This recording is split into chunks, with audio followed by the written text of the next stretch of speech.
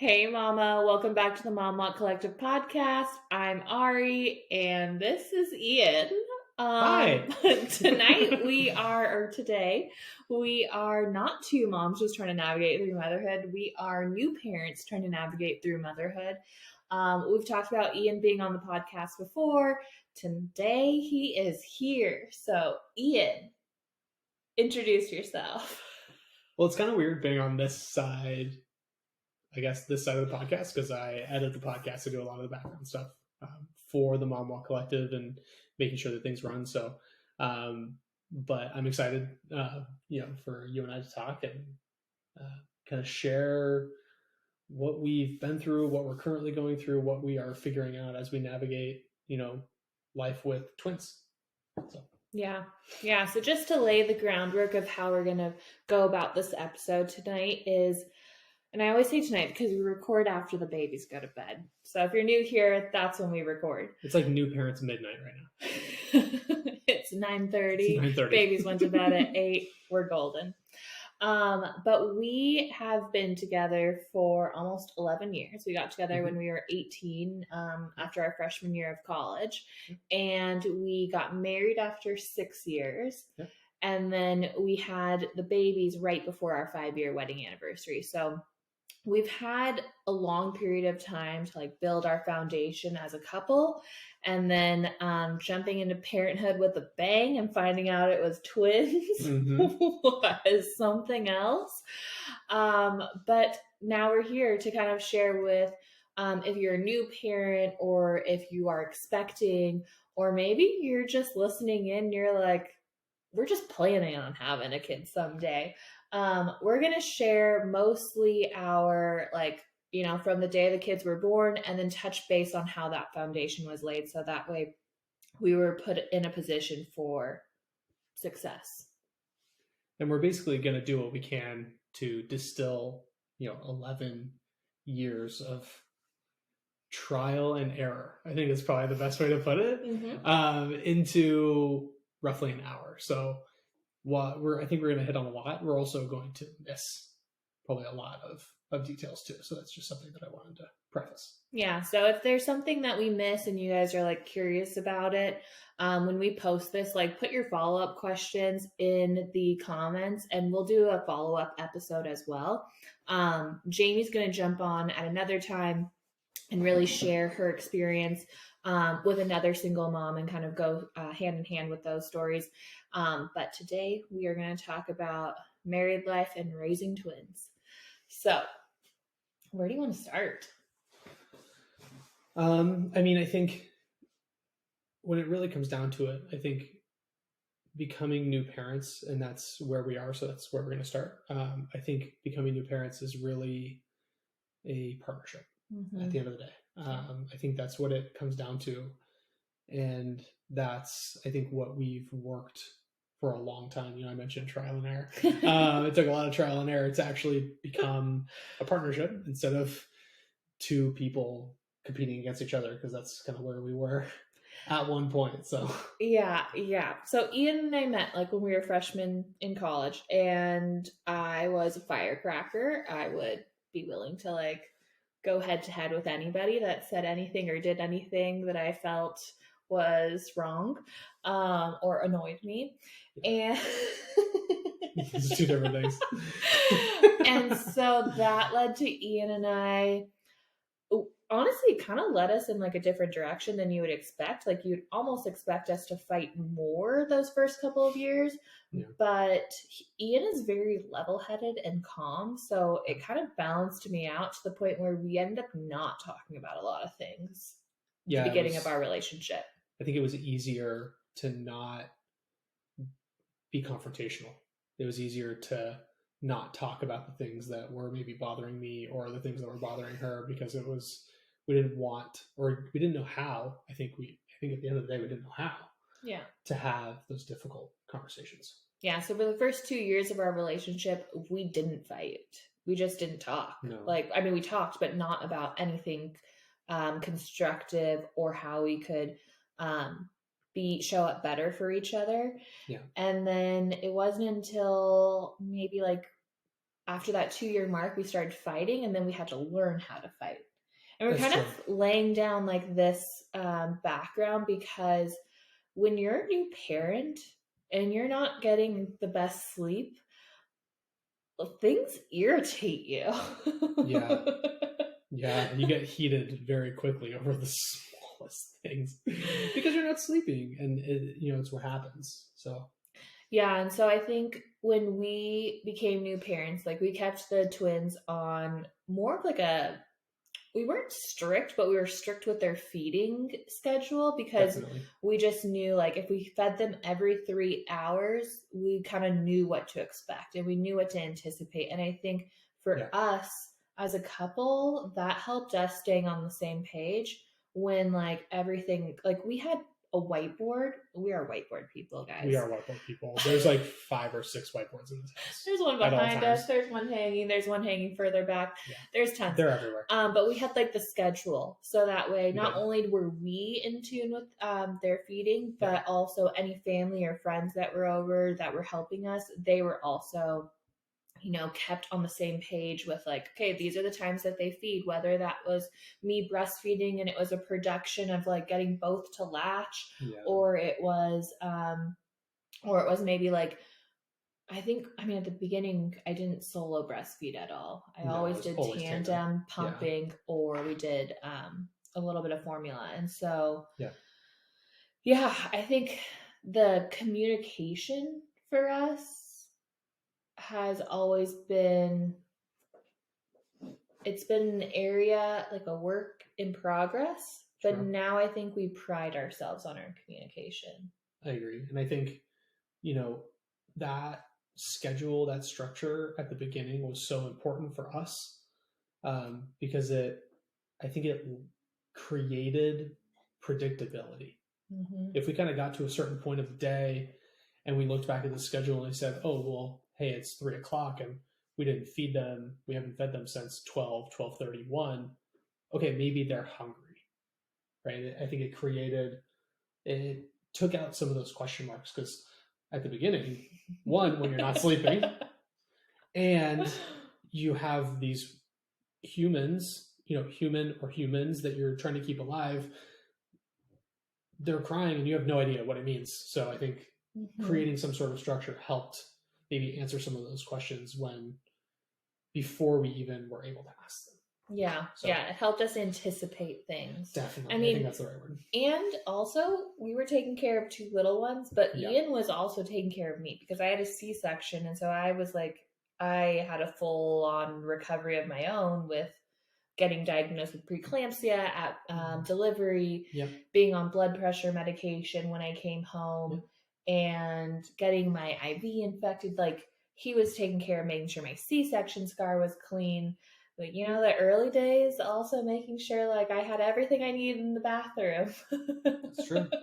But also, I mean, I'm glad that she mentioned she was a firecracker when we got together, because she still is to this day. She was not a firecracker. She still is. But I literally had to tell her, like, you can only come downstairs like once a day, because the first day we got home from the hospital, I don't know, middle of the day, 12, 1, something like that. Her mom and brother were coming into town that day. They were flying in at 4. So we got home 12 or 1, unloaded everything after the most terrifying drive of my entire life. With 2 new little babies. 2 babies in the back. Like, I was going 25 and a 50 the whole way home. Basically, like white knuckling in the car the whole way home. And it's not like I could sit in the back like a new mom regularly, because couldn't climb. We had 2 car seats in the back, and I couldn't climb in the back with my C-section. So we were just like, are they okay? Are they okay? So we get home, and she's trying to do all this stuff that she would just normally do. I mean, she just does stuff. She gets stuff done. And while I'm going to pick up her mom and brother, she breaks her toe. Yeah. Like 3 hours after we got home. I was like, seriously? Yeah. So I pick up her mom and brother, and the first thing I hear when I come back in is, hey, I think I broke my toe. And lo and behold, she broke her toe. So, yeah, I had to limit her to coming downstairs one time I think for the first, it was almost a week. Yeah, it was a while. It There's at felt least a like a handful of long days. time for somebody who likes to get stuff done, which I think that's also something to just give yourself grace if you are expecting and or you're just recently home, is like, give yourself grace, let people help you. That was unique. I mean, luckily Ian can anticipate most of my needs, um, but I also had to ask him for certain things. Um, Husbands, partners out there, make sure you're the one cleaning those pumps if your wife or the mother of your child is pumping, because the last thing they want to do after breastfeeding and then pumping is then clean those pump parts. And there's a lot of nooks and crannies in those pump parts. Like, you gotta really get in there. Like, it's a labor of love to clean and sanitize those pump parts. Can't say. Yeah, but I think, what also helped us, I'm going to talk more about like application things in the beginning of becoming new parents, is, and it comes back to communication. We knew what had to get done. So like once I had recovered and everything, we kind of learned what our new rhythm was. And your rhythm changes, I will say. Like the rhythm ebbs and flows, but you can get a pretty steady rhythm for like 1 to 2 months at a time. Yeah, and it took us a while. It was not like an overnight thing. It definitely, your recovery took a little bit. Mm-hmm. I think because of the preeclampsia and stuff like that. More than we anticipated. But it's also, I think you said it really well, like giving yourself grace. Like those things are not going to happen overnight. Like it took us a while to kind of figure out our rhythm. And the classic story with new parents is once you find your rhythm, the babies change a little bit. We say the puzzle changes often. So yeah, the rules of the game change a little bit, but it's a continual progression, I think, is how it's been for us. I think something that was really funny at the beginning was the day after I got home, we had a doctor's appointment for the kids. Well, when you're just two single, married, but like when you don't have any kids, you can just kind of show up somewhere and you're on time. Yeah. Like, and we are on time people. Like we are usually 10 to 15 minutes ahead of time. Mm-hmm. Well, when you have babies, you kind of have to add in like a 30-minute buffer, because now you have all the extra things of like, you have to load them in the car. You have to make sure the diaper bag's packed. When you get there, you have to unload the stroller, take them out, potentially do diaper changes, because in the early days, their diapers, we went through so many. We counted. We did 16 a day, which is so funny when people try and bring over like a pack just to be helpful at the beginning. You're just like, thank you, I appreciate that. But like, that's literally 1 day's worth of diapers. So shout out the people who brought Costco diapers. And just to add to that point, it was 16 a day each. No, was it? It was 8 feedings, and it was 8 feedings a day. Wow, it was a diaper at the beginning, and it was a diaper at the end. Yeah. Each. Yeah. So we got a lot of practice. So yeah, you kind of learn we learned our rhythms, because we showed up 15 minutes late to the doctor's, and this doctor was like, no BS. She was like, hey, you guys are late, so I'm going to go see my on-time patients, and then I'll come back and see you. It's a bit of slap in the face, but whoa, we're new like we literally just got home from the hospital. Respect it though. But we did respect it, because we're like, okay, I guess we got to learn this. And so we adapted quickly. I would do the same thing. Yeah, would you? I say it. Yeah. I don't know how I would. Ian's so kind. I don't know if he would. Especially with a new parent, you would just give them some slack, I think. Sure. But I do want to touch on something that I think people don't talk about a lot, and Ian and I are very open around this topic, is something that gave us a lot of peace going into being new parents. I mean, finding out as twins was very shocking for what we had planned for originally, but is we had gotten on the same page financially prior to having kids. Mm-hmm. I think we did as much as we could to prepare mentally, but you really can't prepare until you're in it mentally to have kids. No. You can get in a better like space, absolutely. But we prepared financially. And so a big part of that for us was becoming debt free, because that was just important to us. I didn't like things lingering. We didn't like things lingering over us. Yeah. I had student loan debt, so we had paid off all the student loan debt prior to getting married.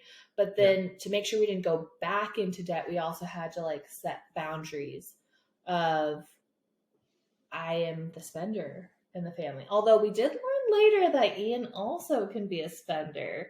Can be. But I tend to be more of the person that's like, ooh, I love that. Yeah. Ooh, I need that. That's a need. That's a need. That's a need. And so we defined what wants and needs were early on. We did. But you do want to talk about the financial? Yeah, I mean, I think, finances can be such a taboo topic. Mm-hmm. They can be really divisive in a household. And I think when we started having conversations about how we wanted to run our finances, it was, rather than me laying out, this is how it's going to be, or her laying out how it's going to be, it's, hey, how do you want this to run? Mm-hmm. Hey, how do you want this to run? Where can we compromise in certain areas? Where can we, maybe where should I stand firm, and where is she going to stand firm on those things? So that it didn't feel like maybe for example, I was making the entire, our entire financial picture, and then she was just along for the ride, or vice versa, where she was making the whole, our financial picture, and then I was along for the ride. There was ownership, I think, on both sides. Yeah. Which I think just set a really strong foundation for us to move forward, but also to communicate around maybe different issues that we were having, or it was, hey, noticing that this spending is a little too high, can we maybe pull it back this month? Yeah. It was not, you're doing this, you're a bad person because of this. It's separating us both from the problem, rather than you being the problem or me being the problem, spending money on whatever that thing may be. Yeah. And I think that comes back to like how we changed our competitive nature of like, instead of competing against each other, which we found ourselves doing a lot in, whether that was in the gym when we were doing CrossFit, or that was financially, who was making more, or just overall competition, we started to realize like, no, we should be competing against each other. If we're in this for the long run, we're going to like compete with each other and really fill in the gaps. And I think, kind of jumping onto a different topic, it's like, instead of going like 50-50 into our marriage, if you guys are watching the video, I'm going to do like a visual. Instead of going 50-50 into our marriage, and if one person pulls back 49%, we then have a gap. We went 100-100. And so that way we were always covered. If somebody came out a little bit, the other person was covering them. And I think that helped us we realized, why would we compete against each other? Yeah. Like, who cared who made more? Like, we just joined our accounts. And this is not saying that like this is the best way to do it or any means. This is what worked for us. Yeah. Is like, we joined our accounts. So then me, as the like natural tendency to spend, I could see everything, and I could see like, okay, we need to pay this. We need to pay that. We need to pay this. Oh, I'm seeing this too much. Like, let's tone this down. It allowed me to take more ownership over the financial situation. Whereas like when we weren't married, when we didn't have joint accounts, I could just kind of do whatever I wanted. Yeah. And there was no real impact. I mean, there were impacts, I guess. There were. But like we said, we didn't talk about the impacts. Yeah, that's true. That's true. Yeah. So I think going back into like becoming new parents is the fact that we were on the same page with like, okay, this is how much is going into our savings account. This is how much we always want available. This is how much, these accounts are at. brought us on the same page so that there was so much peace when the babies were born that like when they needed something we could get them something and it wasn't like stretching the bank account. And then not only are we not sleeping the greatest, but then there's the financial stress, and then there's so many things that can get like piled on. Yeah. You're not communicating because you're not sleeping. That I think if you can get those things in place, whether that's prior to having kids, whether that's like even while you have kids, just having those tough conversations, I think that's something we have gotten a lot stronger in. Yeah. As uncomfortable as they can be, so uncomfortable, we've made it a safe place for each other to like share where we're at and what we need from each other. So that way, I like what Jamie has said in the past, like unclear is unfair. Like having expectations of one another without sharing kind of why you need that and where that need is coming from. Yeah, really helps make sure that like we're clear with each other. And I think I think we do pride ourselves on our communication because it was just something that we were so bad at. Mm-hmm. We were so bad at it. Oh my God, we were so bad. But I think in the beginning, those uncomfortable conversations were not just uncomfortable, but they were ultimately scary. Mm-hmm. It was scary to tell the truth of how you were feeling about a situation. I can only speak for me, but it was scary for me to like be vulnerable and express how I was feeling about a situation or how a situation like is making me feel currently. But the more and more we had those conversations, it transitioned from being scary to just uncomfortable. Because it still is uncomfortable. That's just, I don't know if that's something that we'll ever get out of. I hope we do. But it becomes less scary the more that you do it. Yeah. Because I think, and I think you're so good at creating a safe space, and I'm glad you mentioned that it became less scary to express how I was feeling because you were receptive.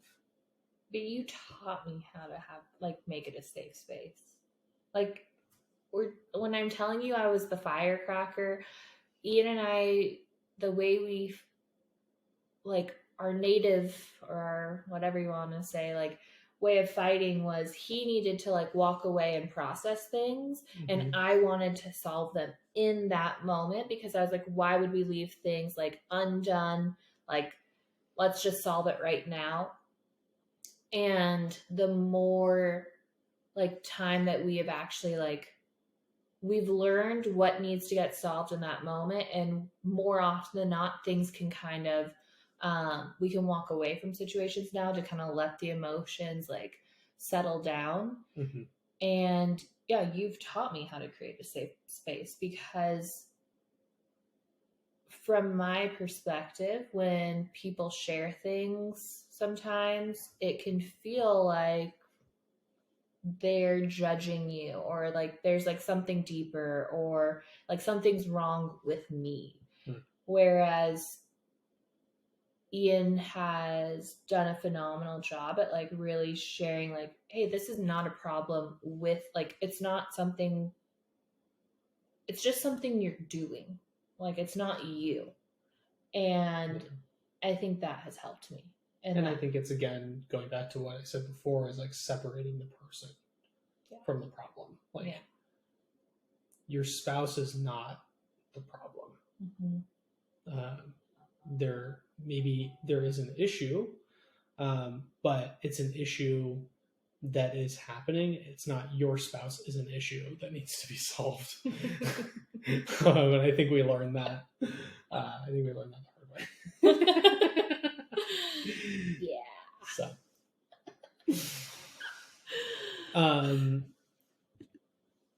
one of the biggest things that we've realized, I think it goes back to the conversation, or the topic of conversation that you were saying about like being new parents and basically dealing with baby time, is like all the things that need to get done, and all the things that just the extra effort it takes to get out of the house. How, I guess, can you kind of like walk through maybe like how we've started to make that process easier of just getting out of the house? Getting out of the house. Yeah. Honestly, this is like most of the time this is a win for us, and we're shocked. But I think it goes into like we prepare the night before so we can get out of the house. Because I used to always see like the memes or whatnot of like after having a baby, it takes 10 hours to get out the door. And that's because like you have to change them, diaper changes, changing the clothes, because when they're super young, they spit up a lot. You have to pack a stroller, car seats, like everything. So the way it worked for us was we had their infant car seats in the house, and we would set them on our dining room table, unload them, load them there. The night before, we always made sure everything was packed in the car as much as possible. So the stroller was in there. The diaper bag had everything we needed. So it was restocked with diapers, restocked with extra clothes, with burp rags, with bibs, just literally anything and everything that you would need, like extra binkies. We would also restock. We have 2 changing tables set up in our house, one downstairs and one in their nursery, which for any new parents out there, the first 4 to 5 months, you really don't use the nursery unless you put your baby in there. We kept our babies in our room until they were 5 months. Yeah, we didn't even step foot in there. We put so much effort into making that room perfect, and it stayed perfect for 5 months. Which was nice, though, because, we wouldn't have done it after they were here. Absolutely not. We would have if we had to, but it was really nice to not, because you're working with limited time. Yeah. So yeah, I was making sure everything was restocked in those changing areas. And then anything and everything that was like prepped. So Ian took a 3-month-long paternity leave. I took a 7-month-long maternity leave. And so that time really actually gave us a lot of time to like really figure out our system. So we're really grateful for that. And if you live in the state of California and you're interested in that, I've written down how I've done that. And then with Ian, he was actually given, the state of California gives you 12 weeks of FMLA, or actually I think is that California or is that the US? I think it's California. Okay. Well, I can look into that. I've written how I've done my maternity leave, but if you want your husband to take a 3-month-long paternity leave, I believe if you're in the state of California, we can write that down for you. Yeah. So yeah, it was like prepping everything. When I was like pumping, it was making sure everything was like cleaned, ready to go in the car. It was making sure like the breast milk from the bags were like poured into each bottle, prepped to go. Yeah. I'm trying to think, like in the early days, was there anything else? We had extra outfits always because they did spit up a lot. And then we realized the bibs came in handy a ton. But everything was driven by our calendar. Yeah. And I think that meme that you were talking about, it takes 10 hours to get babies out the door, is like, we were literally planning the next morning, the night before. Mm-hmm. And it was when babies went to bed at whatever time. It was, hey, let's take 5 or 10 minutes. Let's look at our calendar. What are we doing tomorrow? And then roughly, how long are we going to be out of the house? What are we going to be doing? What do we need for that period of time so that we could get everything set in the diaper bag, in the car, have enough bottles prepped, all of that stuff. Yeah. But it was all driven by just that really short 5-minute conversation of, okay, we're going to do this. We're going to need to leave at this time, so they need to wake up at this time. Yeah. So it was all driven by that calendar and just that really short conversation the night before. Mm-hmm. Yeah. And I will say, like, just to kind of give the full picture, we did receive a lot of help. So we weren't doing like everything by ourselves. Mm-hmm. I think it helped having like our systems in place so then we could share those systems with family and friends so that they could actually help us, rather than, I think, if you don't have those in place, the help may just not be as effective depending on who's helping you. Some people are better at anticipating what you need, and other people need like extreme direction. We could use my parents as an example. My mom can anticipate a lot. She raised three of us. She had a daycare. She has more of an insight. My dad, I love him, but we quickly learned he was not going to be doing a lot of things besides cleaning.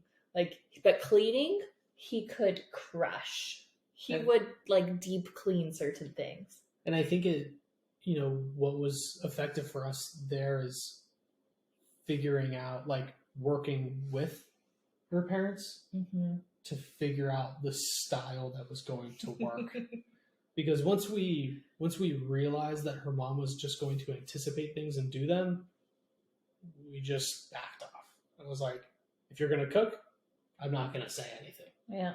If you're going to do laundry, I'm not going to say anything. Like, you do what you need to do in the time that it takes to do it, at the time that makes sense for you to do it. But with your dad, it was he wasn't anticipating needs. No. He needed literally a list on one of our 7 whiteboards, a literal checklist of things to do. Yeah. And that's not a bad thing. It's just different. But once he had the list, once we like laid that out there and he was like, hey, I need help to help you, it was like, okay, perfect. We can write this list out. We can make a to-do list. We're happy to make a to-do list. And then he made our house a smart home so we could talk to who to make her turn on and off our lights. So while we're holding babies, we're not rushing back to light switches. Yeah. So it was communicating with them of what they needed, like how they needed to help us. We needed to help them with that rather than, he was literally sitting on the couch when he showed up here and it was like, dude, what are you doing? And he needed that guidance. But once he had the guidance, I mean, he just ran at 100 miles an hour and rocked through the entire list and then asked us for more things to do. And it was like, great, we'll add to the list. Yeah. It's not a problem for us to add to the to-do list. Yeah. They also took the 3 a.m. shift. That is true. So, yeah, when you're waking up every 3 hours, it definitely helps to have somebody stay with you if possible. I know some people like that. Some people don't like that. For us with twins, it was like we were going to accept help like whenever it was offered.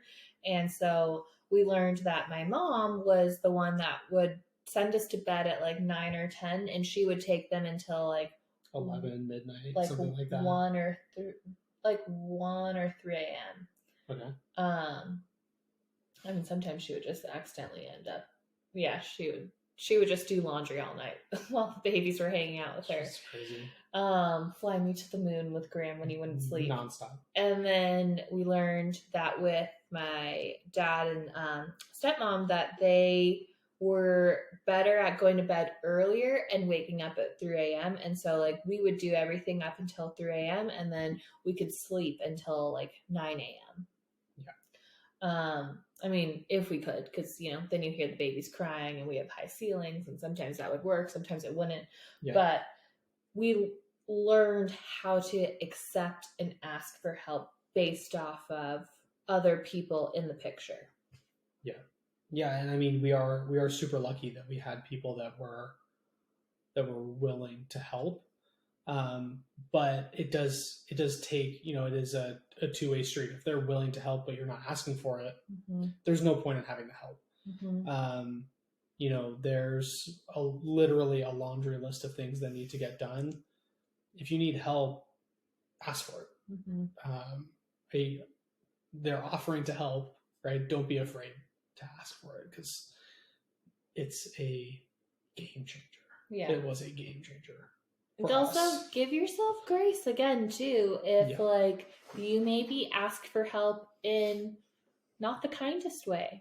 And I've shared that I kind of did that when I was like freaking out in pregnancy of like how people were going to help us, specifically my family. So there's that.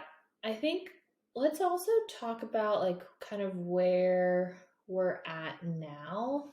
I think one of the things being new parents also is, that can happen is the roommate phase. With, like we talked about, the laundry list of things that need to get done, it's really easy to just think about the list of stuff to get done, what you need to get done right now, what's next, what's happening after that, and losing that connection with your partner.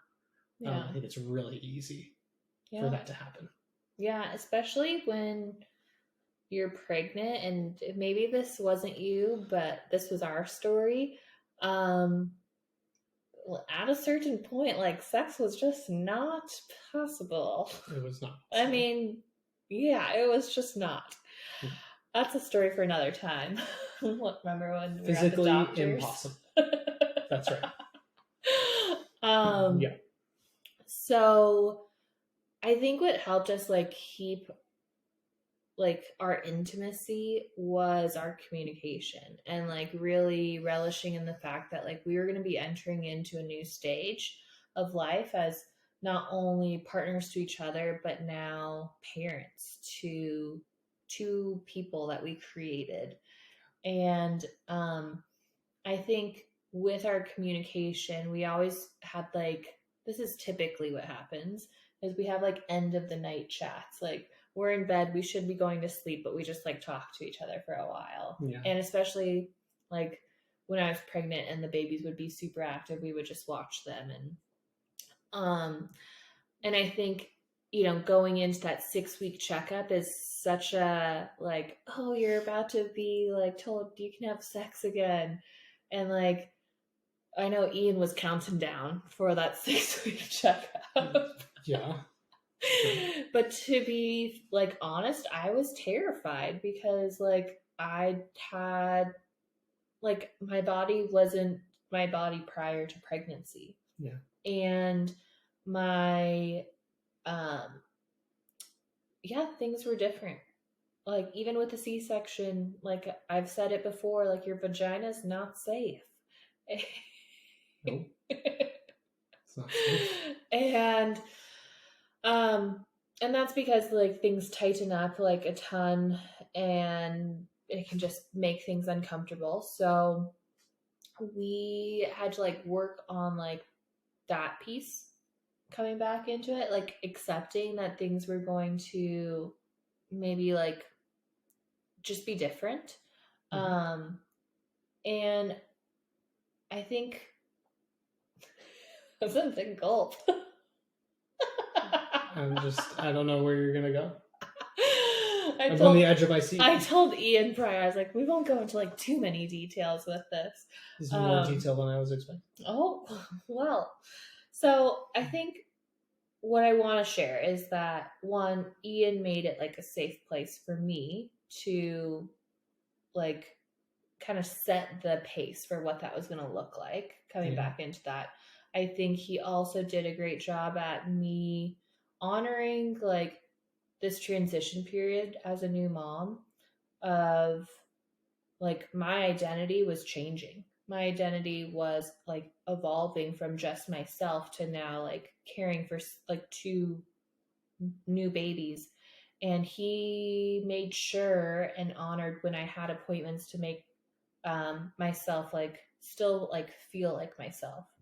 Because when you're not, like I think we just keep saying like when you're not sleeping or this or that, like you just don't feel like yourself. So the things that I prepared for those, and they may sound vain or whatnot, but they helped me, were like I had got eyelashes when I was pregnant and then continued to get eyelashes as a new mom because I can just wake up and not have to worry about anything. I don't have to put on makeup. I can just put on sunscreen. I think you like honored me going to like hair appointments to make sure like I could still like just feel beautiful. Yeah. going to acupuncture, things like that to recover, getting massages. I'm saying a lot. I think, the biggest thing that the decision-making process for me in kind of letting you, and not letting you, but encouraging you to go do those things, definitely encouraging, was for your confidence. I think, I've watched, my wife go from, just her, just us, her just taking care of me, to growing, 2 people inside of her body, which is a remarkable experience. And I think that, it's really easy, like you were saying, for, to go through that identity change. For women, you go through that identity change for 9 months. And it's really easy, I think, to look at your body, to look at yourself in the mirror and see a completely different person, someone that you just don't recognize. And I think for a lot of people, that can be really stressful. That can be super stressful. That can be really anxiety inducing. That can be really, that can lead to kind of depressive thoughts. I don't know if depressive is a word, but I'm gonna roll with it anyway. I think that all of those things jeopardize your health. It also jeopardizes a baby's health. The stress, the anxiety, all of those hormones that go along with it, that if I could help you just hold on to your confidence and gain some confidence while your body was changing, your identity was changing, that was worth it. What do you think made you have an awareness over that? Because I don't know if a lot of dads' partners have that awareness. I don't know what necessarily led to that awareness. I don't think it was I woke up one day and it was I now have this incredible awareness. I don't think I was blessed with this incredible awareness one day. I think it was just, it was lots and lots and lots of, honestly, I think it's just conversations between us, listening to your fears, listening to the things you were nervous about, listening to a lot of those things that you knew were going to happen.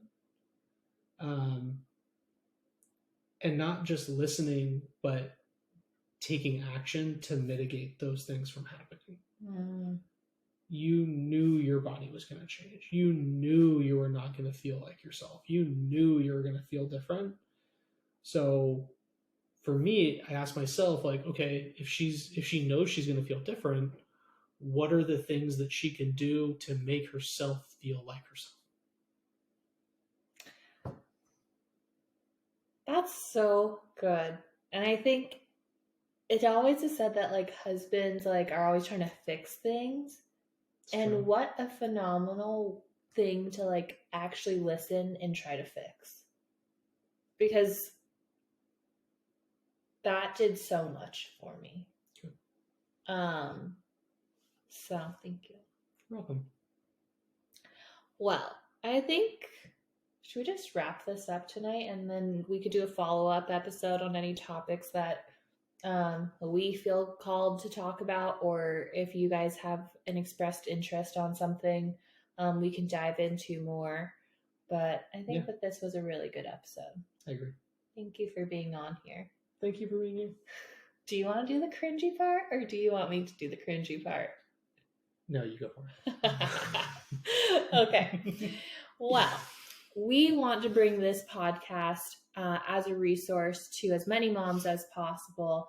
And so to do that, we need your help with subscribing, liking, commenting, wherever you listen to this podcast. We're on all the platforms, Spotify, Apple, and YouTube. Share it with all of your friends. Share it with every, do it. And then if you are looking for what is the Mom Walk Collective? Maybe you just stumbled across our podcast. Maybe somebody sent you this episode. We have a website called themomwalkcollective.com. Go there. If you want to find a walk near you, we host walks 2 times a month across the US and Canada. We're currently in over 160 cities, approaching 200. And we have a walk finder where you can type in your zip code, find a walk near you. If we don't have a walk near you, then you can apply to become an ambassador. We'll get back to you on the 1st of every month.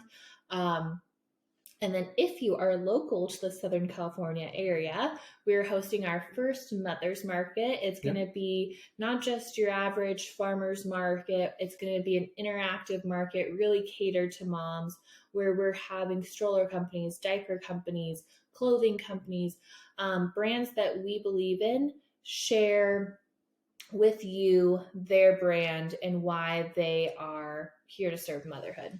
So, well, this was a good episode. This is good. We love you, Mama. If you're listening, Dada, we love you too. I feel weird calling somebody else Dada, but we say Dada for Ian, for the twins. So we love you. Have a good night.